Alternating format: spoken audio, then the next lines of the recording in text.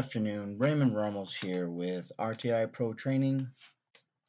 Just wanted to do a quick tutorial on the Vertex tool.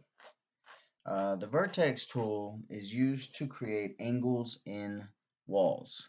So if you're doing an interior floor plan, maybe you have a closet or a pantry that has an angled wall on it, the Vertex tool will do all the work for you.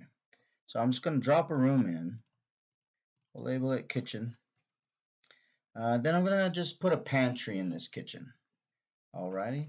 And so just for example's sake, I'm just going to leave all the dimensions the way they are. And we're going to load the Vertex tool onto our cursor here by either clicking the Vertex tool from the Sketch Tools menu or loading it onto our cursor with the letter V. That's V like Victor. And you'll see that it's been loaded onto my cursor. Kind of looks like some crosshairs with an upside down V on it. And what I want to do is hover it over the wall of the pantry where I want to create the angle.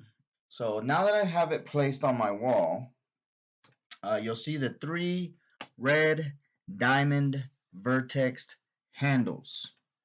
So I'm going to grab the right vertex handle here.